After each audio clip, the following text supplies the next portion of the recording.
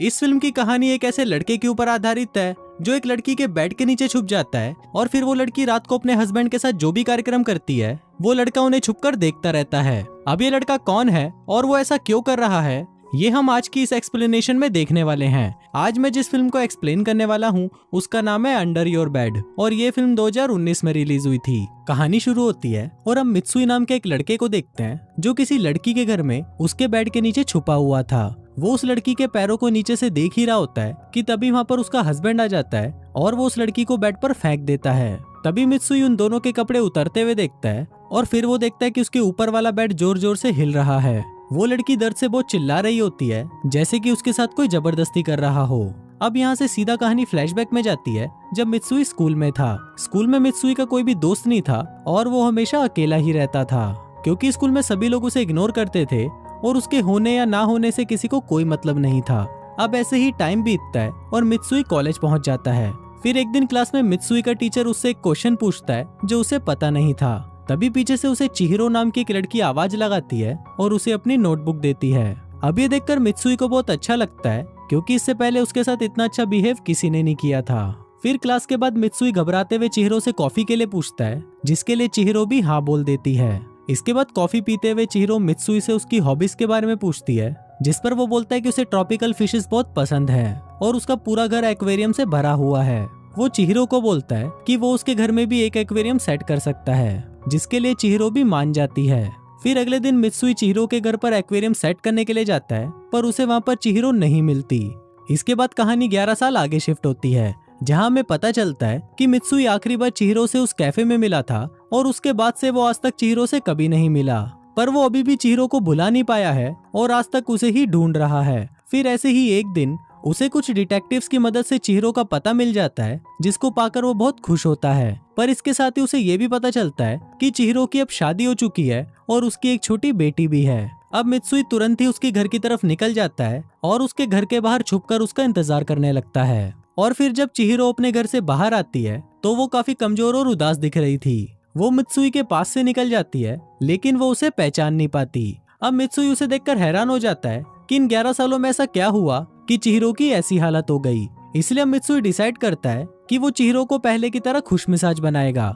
इसके लिए वो उसके घर के ही सामने एक एक्वेरियम शॉप रेंट पे लेता है और उसी बिल्डिंग के 3rd फ्लोर पर वो रहने भी लगता है।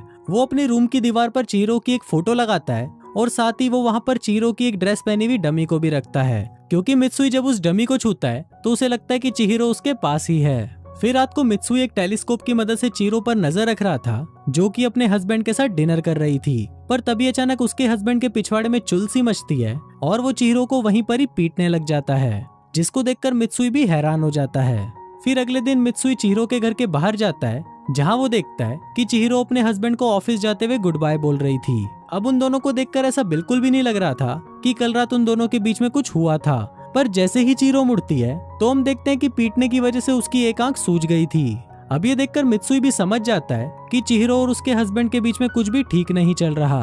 अब इसके बाद से ही मित्सुई चिहिरो के घर के बाहर एक फूलों का गुलदस्ता और एक कार्ड रखा करता था जिसको चिहिरो रोज कूड़े में फेंक दिया करती थी। यहाँ तक कि उसे ये भी जानने में कोई इंटरेस्ट नहीं था कि ये सामान कौन भेज रहा है। फिर एक दिन चिहिरो मित्सुई की एक्वेरियम शॉप पर आती है जिसको देखकर मित्सुई बहुत खुश हो जाता है। वहाँ चिहिरो को एक फिश बहुत पसंद आती है पर वो फिश बहुत महंगी थी तो चिहिरो वहाँ से जाने लगती है।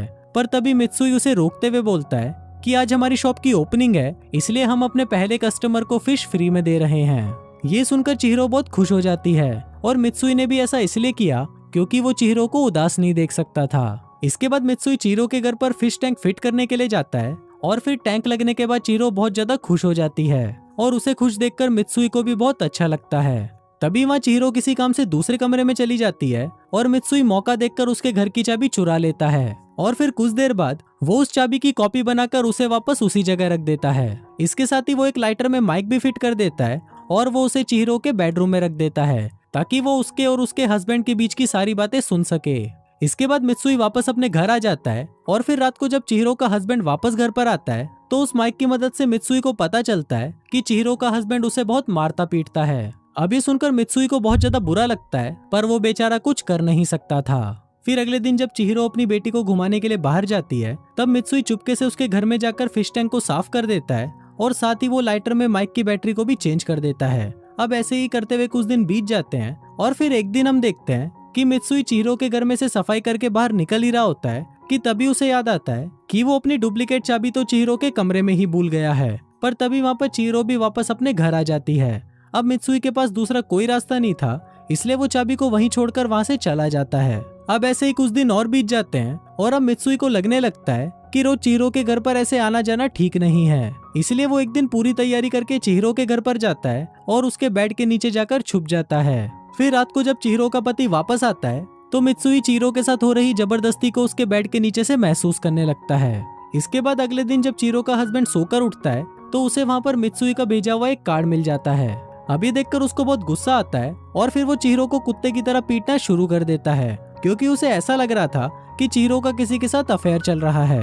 अब मित्सुई भी ये सब देखकर रोने लगता है, क्योंकि चिहिरो की ये हालत उसी के ही भेजे हुए कार्ड की वजह से हुई थी।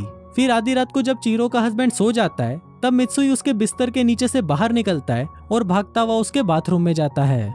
वहाँ वो देखता है कि चिहिरो के हस्बैंड ने उसे मार मार कर अधमरा कर दिया है और वो बाथरूम में ही बेहोश पड़ी है। तभी मित्सुई उसे बाथटब से बाहर निकालता है और उसके शरीर को एक ब्लैंकेट से ढककर वहाँ से वापस अपने घर चला जाता है। फिर अगले दिन जब चिहिरो उठती है तो वो अपने ऊपर रखे ब्लैंकेट को देखकर समझ जाती है कि कोई तो है जो उसकी मदद कर रहा है। इसके बाद चिहिरो अपने बेडरूम में आती है और वहाँ पर जोर जोर से चिल्लाने लगती है कि अगर तुम मेरी बात सुन पा रहे हो तो प्लीज मेरी मदद करो। दूसरी तरफ मित्सुई भी चिहिरो की बातें सुन लेता है और फिर वो डिसाइड करता है कि अगर इस बार चिहिरो के पति ने उस पर हाथ उठाया तो वो उसे मार डालेगा। फिर अगली सुबह हम देखते हैं कि चिहिरो के घर पर उसकी माँ का कॉल आता है, जो उसको बताती है कि उसके फादर की तबीयत बहुत ज्यादा खराब है और वो कभी भी लुढ़क सकते हैं। फिर रात को चिहिरो अपने हस्बैंड को ये सभी बातें बताती है और कहती है कि उसे अपने फादर से मिलने जाना है, पर उसका चूतिया पति उसे मना कर देता है और बोलता है कि तुम कहीं नहीं जाओगी, मरने दो उस बुड्ढे को, मुझे कोई फर्क नहीं पड़ता। अभी सुनने के बाद चिहिरो को भी गुस्सा आ जाता है और वो अपने हस्बैंड को एक थप्पड़ मार देती है। तभी उसका हस्बैंड गुस्से में उसे फिर से पीटना शुरू कर देता है। पर तभी वहाँ पर हम मित्सुई को देखते हैं जो पर्दे के पीछे छुपा हुआ था और वो बहुत कोशिश करता है कि वो उसके हस्बैंड को मार डाले, पर वो ऐसा करने की हिम्मत जुटा नहीं पाता और अपने घर आकर खुद को ही कोसने लगता है। वो गुस्से में खुद को ही इलेक्ट्रिक शॉक दे देता है, जिससे वो वहीं पर बेहोश हो जाता है। फिर अगले दिन जब उसे होश आता है तो वो देखता है कि चिहिरो अपने बच्चे को लेकर इस शहर से बाहर जा रही है। ये देखकर मित्सुई उसका पीछा करने लगता है, पर तब तक चिहिरो वहाँ से जा चुकी होती है। इसके बाद चिहिरो एक होटल में जाकर रुकती है, जहाँ पर उसके हाथ में वही माइक वाला लाइटर था। चिहिरो को उस लाइटर में से कुछ आवाज सुनाई देती है, तो चिहिरो उस लाइटर को खोलकर उसमें से माइक को बाहर निकाल लेती है। अब माइक को देखकर चिहिरो समझ जाती है कि इसी से ही वो अनजान आदमी उसकी मदद कर रहा है। तभी चिहिरो के रूम की घंटी बजती है और उसे लगता है कि शायद ये वही आदमी होगा जो उसकी मदद कर रहा है। पर जब चिहिरो गेट खोलती है तो वहाँ पर उसका हस्बैंड होता है और वो चिहिरो को पीटता हुआ वापस घर ले आता है और वो वहाँ पर भी उसे मारना शुरू कर देता है। चिहिरो अपने आप को बचाने की कोशिश भी करती है, पर वो इसमें नाकामयाब रहती है। लेकिन तभी वहाँ पर मित्सुई आ जाता है और उसके हस्बैंड को इलेक्ट्रिक शॉक देकर बेहोश कर देता है। अब इससे पहले कि वो वापस होश में आता, मित्सुई उसका गला घोटकर उसे मार डालता है। वहाँ चिहिरो देखती है कि ये वही एक्वेरियम वाला आदमी है, पर वो उसे पहचान नहीं पा रही थी कि ये वही लड़का है जिससे वो 11 साल पहले मिली थी।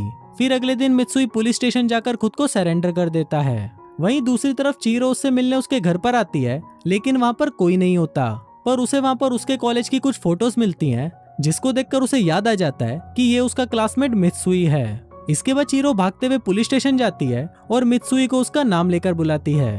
अब चिहिरो के मुंह से अपना नाम सुनकर मित्सुई बहुत खुश हो जाता है और इसी के साथ ही ये फिल्म यहीं खत्म हो जाती है।